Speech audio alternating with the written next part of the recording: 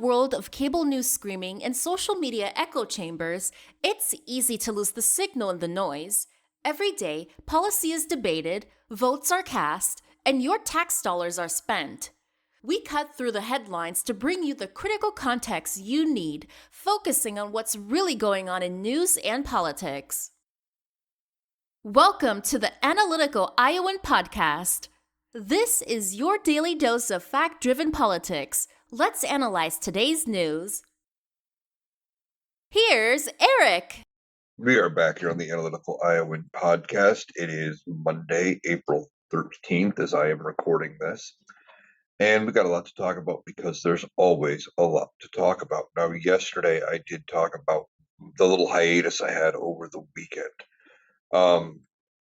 Life and work just did not coalesce as well as I thought they would. I thought this new schedule was going to actually work out slightly better for me to have a little more time to end up recording. And I think it will overall. Just it didn't work out. And, a couple times I did jump in on a couple lives over on TikTok and, intending to be there for just a little while, and I would jump back out and go record the podcast. And then the conversation got good or whatever happened. And next thing I know, I've been sitting there for 3 or 4, 5 hours, whatever the case may be. And I'm not complaining. And if Trucker or Pamela, the two hosts that I've been joining lately, if you're watching the podcast, I'm not complaining, and I'm not saying do not invite me, because I will gladly jump back in. I'm just trying to explain, where I've been on the podcast. Now, still looking for that first guest here on my show. We've had the guests with the TikTok lives, and I may do one either Tuesday, Wednesday, or Thursday night. And I'm going to try to not do one as long as the last TikTok live with guests I did, because 3.5 hours was pretty long. When you're the host anyway, at least it felt like it to me, knowing I wanted to get it uploaded and use it as the podcast. And then asking you guys after the fact to sit there and watch 3.5 hours is, it's a lot. Now, if you guys like that extended, longer format for me to do lives longer than an hour, hour and a half, let me know in the comments. Shoot me an email, analyticaliowan@gmail.com. There is a link in the bio as well. And we'll either set something up for you to be a guest if you want to do that, or just let me know what you think about these longer TikTok live podcasts. Just because if you guys prefer them, when I do them for them to be more than an hour, hour and a half, and you're going to watch them all the way through, I'll do it, because I do enjoy it. It's just I want to know which is the best way to go here.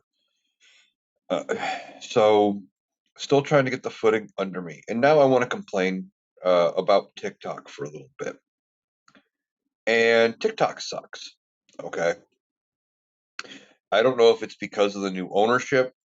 I really thought things would be better by this point after the new ownership, because I realized, and I've talked about it with the Rational Boomer, that the new ownership wants to still make money, right? So how can they make money when they are not, allowing a certain point of view? Kind of like what happened to Twitter.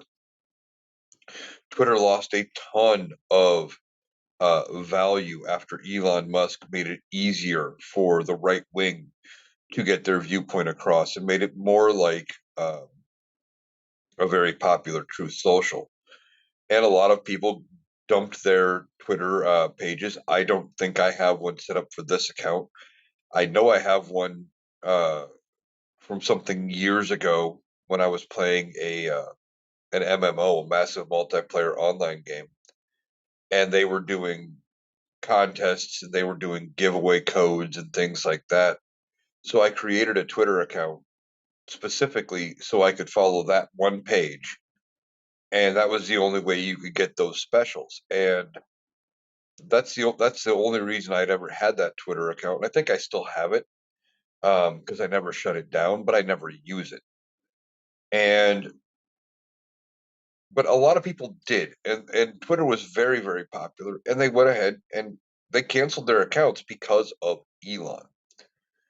So that's the thing here, right? Like uh with TikTok, where I started with this is they're fucking around and making it hard for certain people to get their views out, and my content is not going anywhere.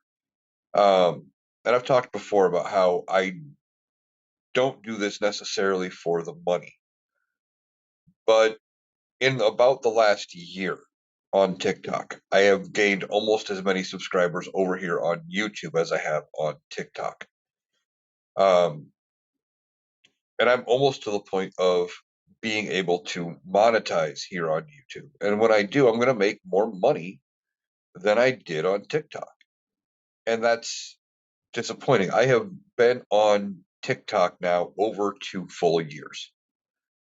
And in the second year, I have barely gained 10% of the following that I gained in the first year. It took me just over a year to hit 10K. And now in that whole entire second year, I have only made it to 11. And those people who have found my content, and I'm sure somebody in the comments is going to say the same thing, that I'm informative, that I may not be as polished as some people, but I get out good information. And I don't understand why my stuff isn't getting pushed. In fact, I'm blaming TikTok, not my content, because I haven't changed anything that I do other than the time of day I release the content. And that's hoping to change here in the next few days. I'm hoping to start getting ahead to where I have stuff releasing in the you know, I'm recorded ahead so I can go ahead and start posting up um for the next day because maybe that's going to be the trick. I don't know, but most of my content gets at top end after weeks only like 600 views. And it's just amazing that with 11K followers that I'm only getting 600 top end. I get just as many views with 1,000 subscribers here on YouTube on the same content. So TikTok's pissing me off. I'm not going to stop TikTok, but it's definitely pissing me off, and it is part of where the struggle to actually sit down and record content is coming from. Um, on top of timing just being a problem, um, we have, just I'm fighting the whole idea that, well, I'm putting it out there and nobody on TikTok is watching it. And then I have to remind myself that, but I'm getting as many or more views on YouTube. So that's what's keeping me going. And I thank everybody for indulging me to let me rant a little bit here about TikTok before we get into the news of the day. And I thank you for just watching my content in general, um, because that's what makes it worth it. As I am doing all of this and I am talking about the news, um, and everything that I, you know, if you guys weren't watching, I wouldn't be doing this. If I was 2 years in and I was only getting 2 or 3 views like I was initially on YouTube, I wouldn't keep pushing for the content. Also, let me know if you guys want me to do a YouTube live at some point. I may try to do another one of those. I think the last one I did was joint with the Rational Boomer. Um, just because that would be something different I could do as a podcast as well. So let's get into the news of the day. Now, have you guys seen this AI generated image that Donald Trump shared overnight uh, last night? and I encourage you to go check it out if you have not seen it. It shows Donald Trump in white robes with like a red uh garnishment, not garnishment. I can't think of the word for it, but like a white robe, a red uh piece of cloth flowing down on both sides. He's reaching out his right hand, touching the head of somebody who appears to be sick, who looks suspiciously like Jeffrey Epstein. And he is there's like a white light coming out of his left hand, and then behind him there's the American flag. There's a bunch of other figures behind him. He looks like a depiction like you would expect from religion, from Jesus, right? Like that how a lot of Christian faiths would depict Jesus. And because he looks that way, the Christian right in this country has actually started to say he has gone too far. I'm seeing a whole bunch of posts on various social media sites calling it blasphemous. And this is by Christians, this is by people who identify as the MAGA right. Now, they keep coming out, they say, well, he's gone too far. He's not Jesus. Well, this may be a bridge too far for certain MAGA people to uh, go with it. Like they can't tolerate this. But yet, this isn't the first time Donald Trump has talked about something religious. He had joked about being able to be elected Pope. And I think in his mind, because of the narcissism, he actually meant it, that he really did think he could be elected Pope. Um, that was before they elected Pope Leo. Let me see if I can find the actual quote.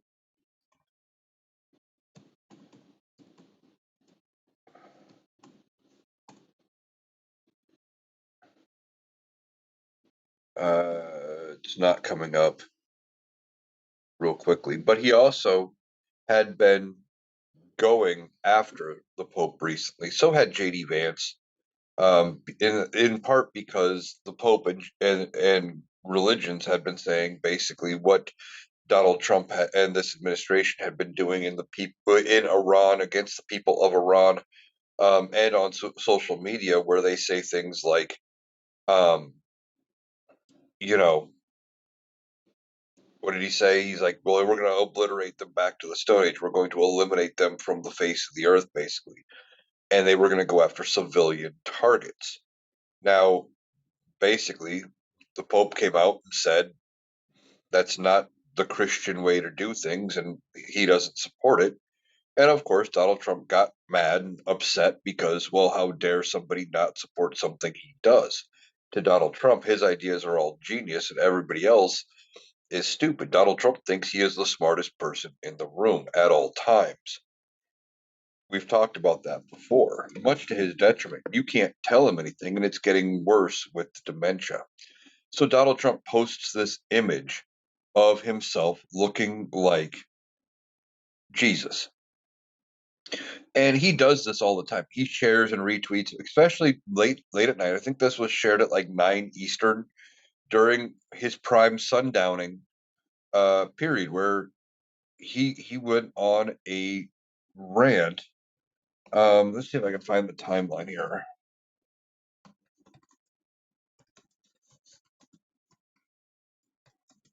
Sting.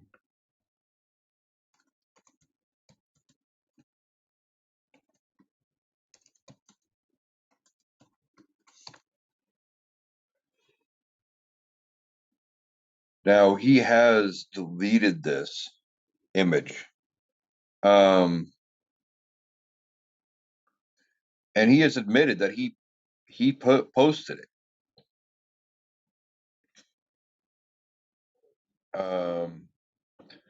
Trying to figure out. I know somebody did a timeline of events of things that uh, um, led up to it, but all night he was posting from like 9 p.m. to like 4 a.m. when he finally went to bed. And that's prime sundowning time for Donald Trump. He does this, right? He he stays up all night, he posts, and then he turns around and then he doesn't get up till mid-morning, almost noon. But by early evening, he's tired again because he's sundowning. His brain does not allow himself a normal day-night sleep cycle anymore. And as somebody who has worked third shift for a number of years in his life, I know how hard it is to get into a good sleep rhythm, and getting that thrown off messes with you. Your thoughts get jumbled a lot easier, and that's from somebody who was in his 20s and 30s when he was doing that. You know, it does mess with you, especially when, from varying points of myself of working that overnight shift, I was in relationships where I was expected to flip around and on my days off be under a normal sleep schedule and then get back to into it when I had to go back to work. That was tough. And that was tough for somebody young and relatively healthy. Now you're talking about somebody who is 79, almost 80, who is up all night, is now sleeping way late, and is battling other issues. He's not well at all. And it's getting harder and harder for them to deny. Now, on this image of himself as depicted like Jesus, Donald Trump was at a press event for something else today at the White House, and a reporter asked him about it, if he posted it himself. And of course, Donald Trump comes out and he admitted to posting it, but he has the dumbest of excuses as to why he uh he does this. I want to get the quote correct here.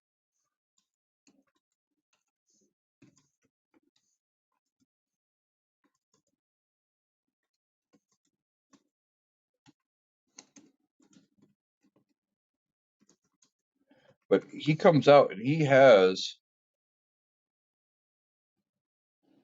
this dumb, here it is. I found it. Dumb excuse. And again, this is Donald Trump having mental problems, in my opinion. He is suffering from dementia. Uh, he says, quote, as he was talking to reporters, quote, "I did post it and thought it was me as a doctor. Only the fake news would come up with that one."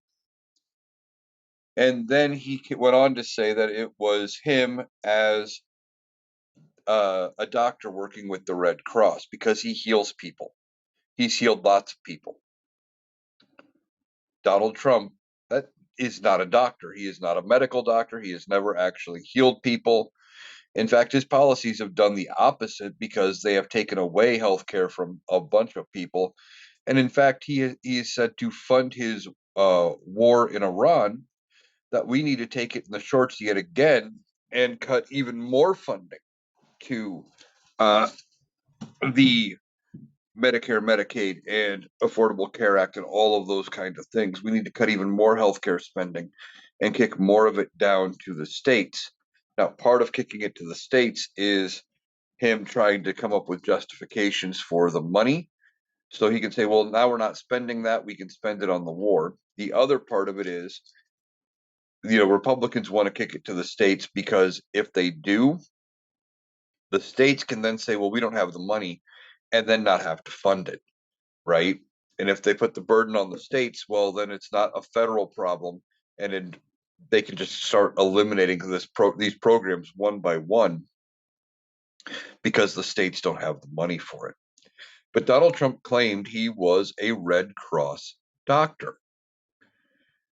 Now, that doesn't make any more sense than him saying that he was, Jesus. But if he did think it was kind of a cool picture of himself as a doctor, you know, and he can't tell the difference between an image that makes him look like Jesus and a doctor because there was no stethoscope. He didn't have the white doctor's coat, etc. That is it's typical. It didn't look like he was wearing scrubs. None of that. He wasn't holding anything you would associate with being a doctor in that image. But it sounds like a kid trying to come up with a justification for what he said or for what he posted, right? This is the fact he can't, it's his narcissism where he can never be wrong. He couldn't come out publicly and say, yeah, I posted it. It was in poor taste. I apologize. Donald Trump has never done that in his life, and he will never do that in his life. Now, if there is any fallout, I do know they have taken the image down, um, and I think they probably convinced him to take it down, but they've never told him that they took it down because it was a problem, or that he made a mistake. Right? If somebody does take the fall for this image, it's going to be a lowly staffer. It's going to be somebody that you know had absolutely nothing to do with it, but they're there, and Donald Trump is going to be mad, and that's how he's going to deal with it. So this whole thing blows up in Donald Trump's face. And this could be the one thing that actually costs him the MAGA base. See, everyone's worried about the midterms. And I've been getting this comment a lot. Are we going to have midterms? Is Donald Trump going to somehow rig the midterms? Is he going to just gain support in the midterms? He's not. Okay. Every day he is doing things that become less and less popular. His popularity is in the shitter at this point. It's ridiculous. Um, and MAGA is stepping away, and things like this are leading that charge because they don't want to be associated with somebody who views themselves as Jesus of Nazareth, right? Their religion does matter to some extent to them, even though they don't always act like Christians. They do care about being viewed as Christian. And they wanted, having Donald Trump do this is a step, in the wrong direction. Now, I said this was for a separate press event at the White House, and that Donald Trump was trying to spin up some narrative story. I don't know the exact reason for the press event. Um, let's see if I can find it here. Um,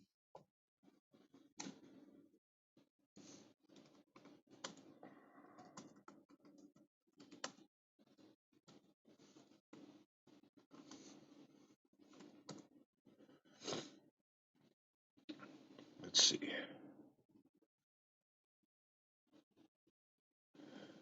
Okay, so it was primarily aimed at addressing crime in D.C.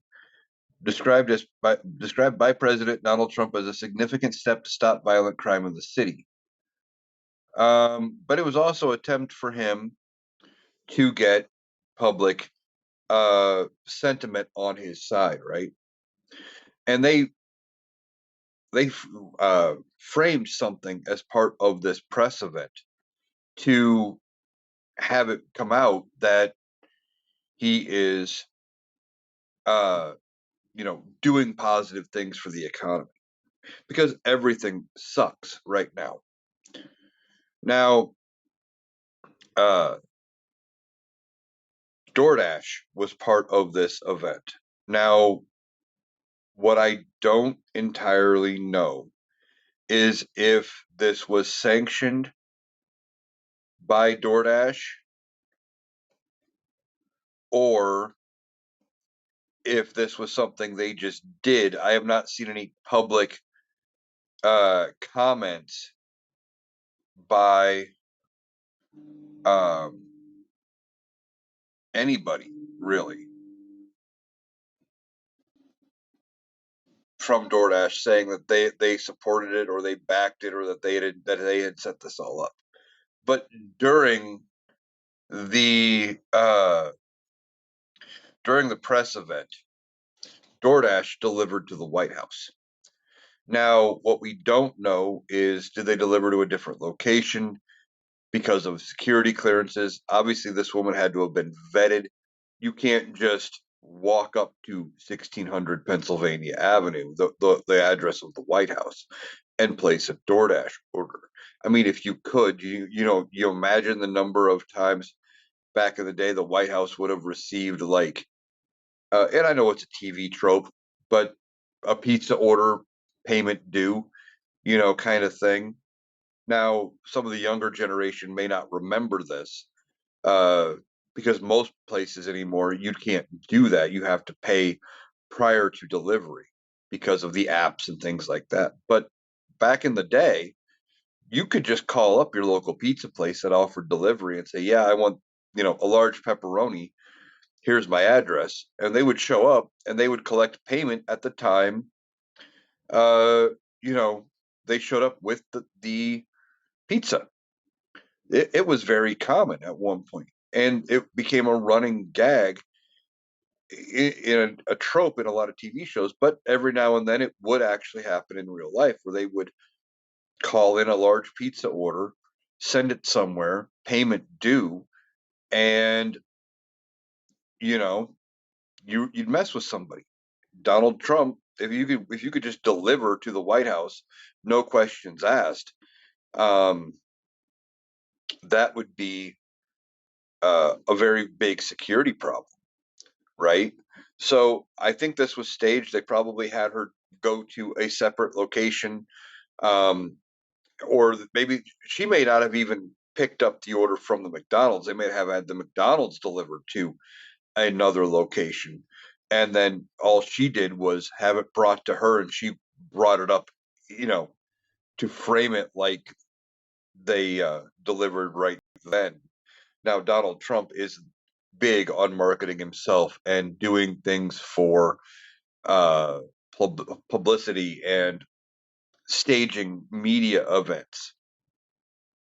But this one, I think, is going to backfire on it because it shows the absurdity of this administration. Not that he ordered DoorDash or that there's anything wrong with ordering food from DoorDash. That's not what I'm getting at. But she shows up with the food at this press event right outside the Oval Office, where he's got Oval Office in gold paint on the side. And the door gets opened, and you can see all of the gold inside the Oval Office, or, well, gold leaf at probably the most it is gold leaf, if not just tacky gold paint. I don't think it's all real gold adornment. It just looks gold because that's how Donald Trump views himself, right? And he views himself as somebody who needs to be surrounded by gold and shiny things and all that stuff. It makes him happy. Well, you have this grandma who has delivered like 14,000 DoorDashes, who is a grandmother of 10, who is also from Arkansas, who has been part of DoorDash since 2022. Well, how does a DoorDasher from Arkansas end up in DC if it's not staged? That's the thing, right? Uh, this whole thing had to probably have been staged. And then Donald Trump tries to engage with her and says the reason for the White House visit was to highlight the $11,000 she saved from his no tax on tips. Now, Simmons said it was an incredible honor to represent the company. That is the only, and I just found that in this article I'm reading. That is the only statement I'm seeing anywhere about what DoorDash's stance on this is. So we'll have to see what the response to DoorDash actually ends up being from it all. But when talking about the no tax on uh, tips thing, um, Donald Trump gets it wrong. His no tax on tips is not no tax on tips initially, and it's not no tax on tips overall. It's no tax on a certain amount of tips, and that's at the uh, at the end when you file taxes. Now, tax day is in 2 days, so this could be why they're bringing it up again. But he's trying to say that Donald Trump has saved her $11,000, but that can't be true because her tax bill, if she only made, I think she said she makes like 20 some thousand a year. If she's only making 20 some thousand a year, there is no way that Donald Trump's no tax on overtime saved her that much because her tax bill would never be that high. In fact, um,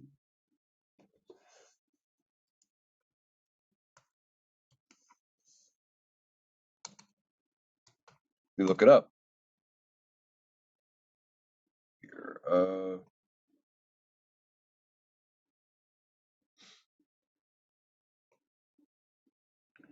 Here it is. At most, she would have paid 12%.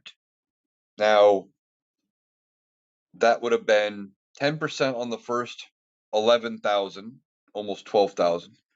So 10% on 12,000 is 1,200, and 12% on another 10,000 is 1,200. At most, her tax bill total would have been $2,400. There's no way Donald Trump would have saved her.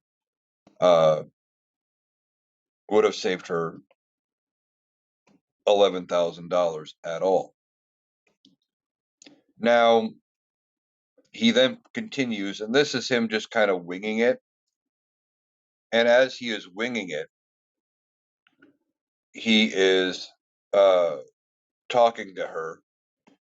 And he goes, well, would you like to have a little press conference with me? And she is kind of standing there, nervously swaying back and forth.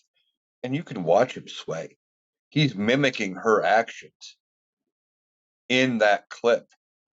And if you haven't seen it, I encourage you to go check it out.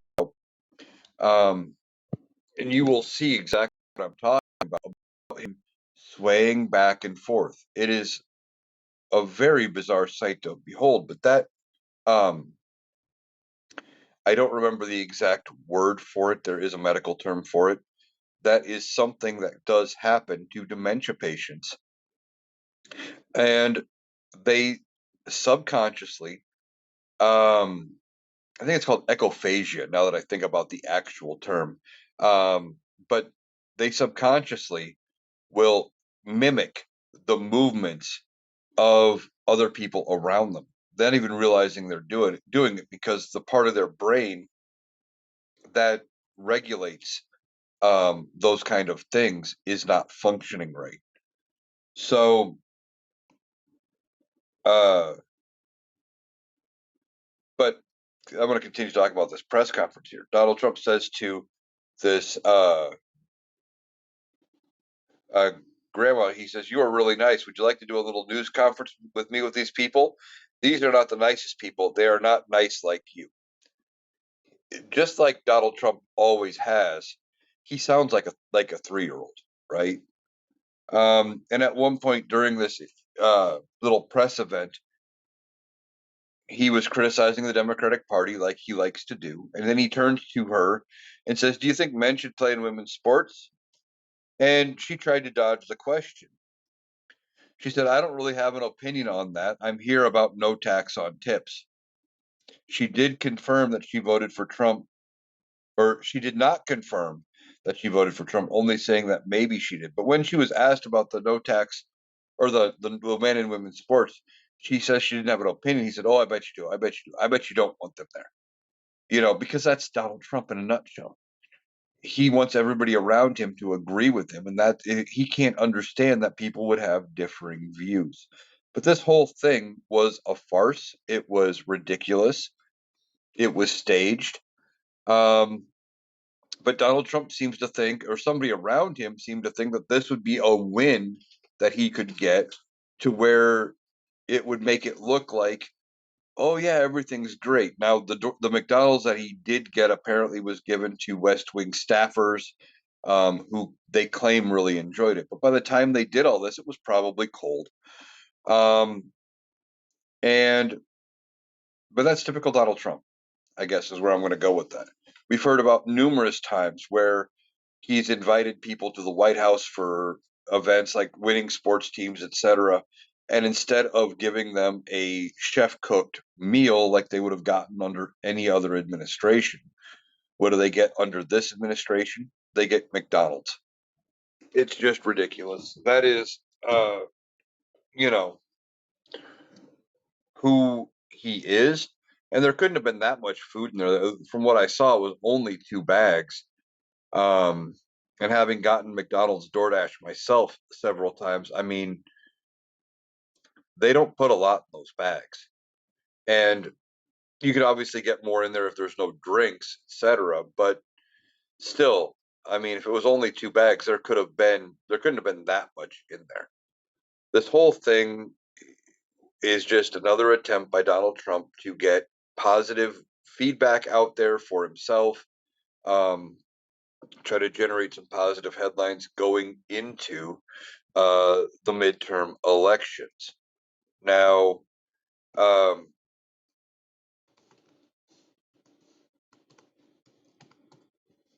we have, speaking of the midterms, and we have some big breaking news coming up out of California. Now, I talked about it on yesterday's podcast that Eric Swalwell had dropped out of the governor's race. Okay. The governor's race was for, or, he went ahead and said, or he had been the front runner, is what I'm trying to get to. I was looking up something else in the process. Kind of lost my train of thought. He had been the front runner. He stepped aside. He dropped out and had said that he apologized for not everything. He is fighting a lot of these allegations, saying that there are, that they're false. But he said he needs to take responsibility for his own actions, and he needs to. Let me actually find the quote here. I want to get this right.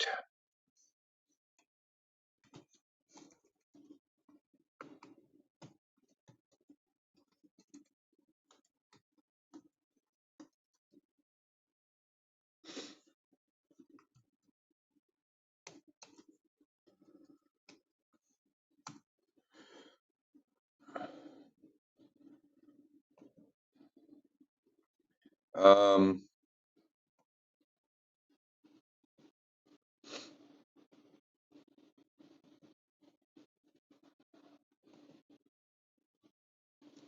so he dropped out of his race in California running for governor. He says, I am deeply sorry to my family, my staff, and my constituents for mistakes and judgment I have made in my past. I will fight the serious and false allegations made against me. However, I must take responsibility and ownership for the mistakes I did make. I am aware of efforts to bring immediate expulsion votes against me and other members. Expelling anyone in Congress without due process within days of an allegation being made is wrong, but it is also wrong for my constituents to have me distracted from my duties.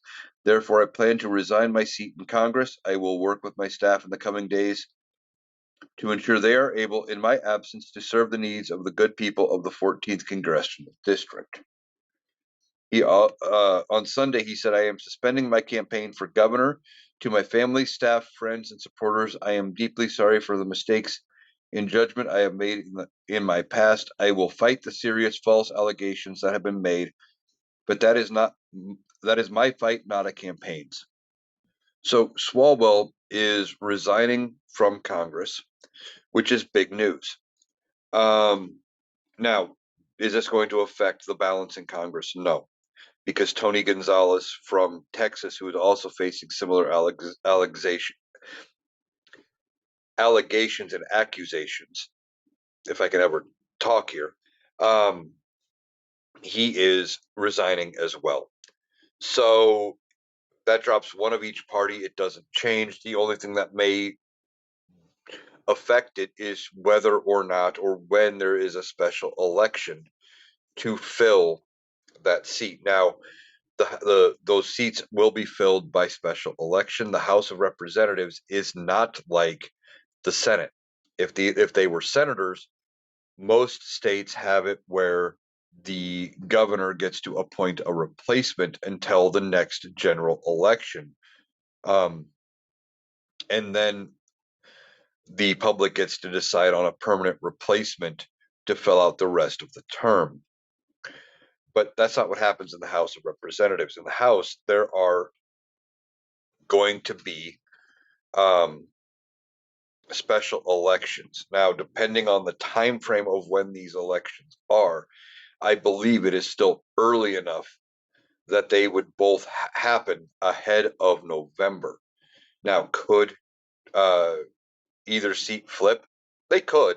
I don't expect Eric Swalwell's seat, the 14th seat in California, to flip for multiple reasons. One, it's California, and two, the Republicans have not flipped any seats since the Democrats took over, or since Donald Trump took over, rather. Democrats have flipped like 30, 31 seats um, during special elections. Republicans haven't flipped any, which is unusual. Um, so, with all of that being said, with Swalwell resigning, he is no longer running for governor, and apparently he has completely suspended his campaign to the point that that includes, apparently they're trying to get a hold of like his campaign office, and it's completely cleared out. And that does make some sense. Now, he did say he was suspending his campaign, and I want to talk for a minute about that wording. And I want to make sure you guys get that that you understand the reason why they say that, right? When people say that they are suspending their campaign, they're not saying that because, oh, well, I may jump back in later on. About the only one who's ever done that was Ross Perot. Um, in it was either 92 or 96. He was in and out, back and forth numerous times during the campaign, at least two or three, I think, if I remember correctly. It was enough that it became a running gag, even on kids' cartoons. I remember being quite young watching the Animaniacs, and they did a bit about it where every other second he was dropping in and out of the race. It wasn't, and I know the reality was never quite that bad, but that was it was played for laughs because it was so ridiculous. But the reason they say suspending their campaign is by phrasing it that way, there are things about campaign finance laws that allow him to do certain things with his campaign money that he couldn't do if he just ended his campaign. If he said, I'm done, I am ending my campaign today, that's it, then it changes how he can spend campaign money. Now, what he can do with the campaign money as is right now is he can finish paying everybody that needs to be paid. That's part of why they list it as suspended, is because there are still going to be outstanding bills. And the longer he poses it as um, suspended, he's allowed to keep paying those bills. Um, Now, obviously, he can't pay his personal bills with campaign money, but he had to rent an office, he had staff to pay, he had power bill, he had ads that were already paid for that are going to have to end up um, being dealt with, right? He's going to have to pay for, if there are anything outstanding with the campaign, he's going to have to pay that. Then what else can he do with the campaign money? Well, everything I have found on it makes it look like what he can do is he can either give it in small increments, which I think is like $2,000 a piece, to varying candidates that he wants to support. However, right now, I don't think anybody is going to want to take money directly from Eric Swalwell. He is damaged goods. So he could form a pack um, with it, and he could do it, sort of an end run if he has a lot of money left. I'm not even sure how much money he has in those coffers. Um, let's see if I can find out.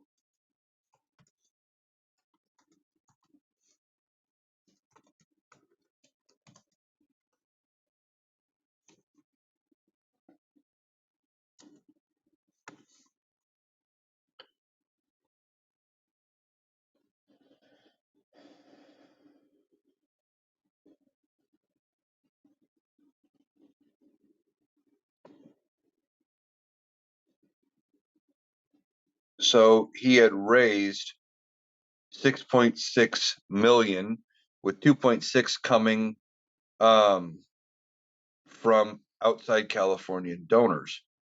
Now there was uh, some question about some of his spending, from what I am hearing. And as I was looking for this, well, I was looking for something else, but I just found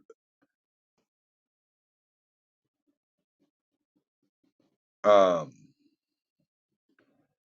he's probably going to be facing calls to return the money, or if he tries to donate it or whatever. Now, he could end up. I just found the one saying that there was some questionable spending about him using it for childcare that shouldn't have been paid for. I'm not sure what that's all about. So I don't know exactly how much of that 6.6 million is available, but there are going to be limits as to what he can actually spend it on, um, and where it can go. Now, he could donate it in certain amounts to, like, the national DNC. Um, he could give it to the California State DNC and things like that, and that might be how he has to go about it, or it should be returned to the donors, and allowing them to redonate to somebody else, right? Now, there are certain things he is not allowed to do at the end of his campaign, and I don't think he can just run out the clock and keep that money at the end for himself. I could be wrong, but I just don't think he can do that, um, because he he's under campaign finance laws. There are limits, there are rules as far as all of it goes. But that's why they say they suspend it, so they can continue to do certain things, including uh, figuring out what to do with the remaining money. Now, the interesting weird thing here is that he is saying that he takes responsibility for his past mistakes, but he's going to fight the false allegations. So he's saying at least some of the accusations against him are true, which the allegations against him are all serious. He's been accused of assaulting one or two, at least, female staffers, and there are rules about congressmen and being in relationships of any kind with their staff, um, because of the power dynamic. He is the sitting congressman; they are, his employee. It'd be in a weird way. It'd be no different than most businesses, and almost every business I have ever worked for, they have a fraternization policy. I'll get there eventually. About not being able to date anybody who directly reports to you. Now, I've seen it be broken numerous times in various jobs I've worked. Um, and it's one of those things where, as long as it doesn't cause a problem, I've seen HR look the other way. But it's the same thing, right? Because of the power struggle, that, well, if things go sideways and things don't work out, well, you could fire your staffer or whatever, and now that particular person is suffering, all because you guys had a failed relationship. The whole thing here is he's admitting to parts of it. Now, one or two of these staffers have said that alcohol was involved. One specifically, I remember, has said she woke up, that they went to a party, they had been drinking. At one point, she blacked out and she woke up or came to with Swalwell on top of her, and he didn't stop when she said stop or no, that she didn't want to. Um, and as I was talking to a coworker about this today, she asked me, and she said, well, could this be a situation where they are both too intoxicated? And my response is valid here. What I said to her was, if you are the congressman, you should never put yourself in that situation to begin with, where you get drunk to the point that where you would be not able to consent and potentially be in a situation like that with a staffer, knowing what could happen to you. And my whole point with it was, you know, if you take the power dynamic rules and things like that out of it, just from an image standpoint, Swalwell is a married man who is a sitting member of Congress. Even if it wasn't a staffer, if it was just somebody he met out because he was drinking at a bar, he should know not to get himself drunk enough because he was a sitting congressman, that his inhibitions would be impaired to the point where even if he didn't consent, they had the mutual irresistibles, that uh how bad it could potentially be. He should know his limits and be able to drink within them. I mean, I'm not a sitting member of Congress, okay?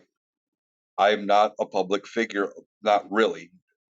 I do a podcast and some TikToks, but I have never been drunk enough and put myself into a position where I was drunk enough to not consent, to do something to that level, right? To where I wouldn't have been able to consent and she wouldn't have been able to consent, etc. You just don't put yourself into that situation where it happens, right? You just don't. You have to end up being uh, cautious. And when you are a sitting member of Congress, it's even more so. You have to make sure that everything's on the up and up. And if you are doing something like that with a staffer, you know, what we haven't heard is, did they have any sort of a relationship prior to them getting drunk? Probably. Now, the one says maybe not, and thought I heard something about the other one saying that they had actually been doing stuff on and off. Uh, so we don't know what the full story is. Now, there are three sides to every story. The old adage goes, there's three sides to every story: your side, my side, and the truth. And the truth is probably somewhere in the middle, but it's not a good look for Eric Swalwell. So he has dropped out of the California governor race. He has resigned his seat from Congress. Now, he's been there long enough. It's effectively the same thing as retiring, as far as I am aware, um, because I think he will still get his pension and all of those things. But he's doing it to prevent them from throwing him out. And I don't know if he's going to do it thinking that he can fix his image down the road, or if he is just trying to save some embarrassment for the Democratic Party. But either way, that's where things stand. We will see when those special elections get set for both Texas and California to fill the seats of Tony Gonzalez and Eric Swalwell. So that's going to do it for today's episode of the Analytical Iowan podcast. I want to thank you for taking the time to join me today. I'm going to be back tomorrow with another podcast, more TikToks. We got a lot to talk about. There's always stuff to talk about. And once again, I'm going to encourage you to shoot me an email at analyticaliowan@gmail.com. If you want to be on the show, we can set up a time. We'll do a Zoom call, be really easy, and we'll sit and talk. We'll talk politics for an hour, hour and a half, and we'll just discuss everything and go from there. So that's also an option. Keep an eye out. I'm probably going to be doing a TikTok live either Tuesday, Wednesday, or Thursday night. I haven't decided yet which night. It is partially going to depend on the Rational Boomer, depending on his schedule. I know one of those nights he's probably going to go live, and I don't want to have a competing live on the same night because, well, um, the same people are going to want to be in both rooms, and that's just not fair. So we're going to do that. We'll do it on a different night as Mike, and I may also reach out to him and try to set something up to be a guest on his show as well. So keep an eye out for that. I don't know what day that's going to be coming up, but probably one day this week I will be a guest over on the Rational Boomer podcast. So I want to thank you for taking the time to join me today. I hope you have a great day, and I will be back tomorrow with another podcast.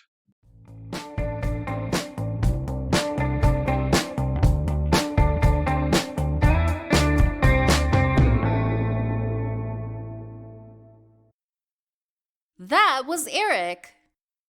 That does it for our analysis today. If you appreciated us cutting through the noise to get to the critical context, please make sure you're subscribed to the Analytical Iowan podcast on Spotify and YouTube. We'll be back tomorrow. Thanks for listening.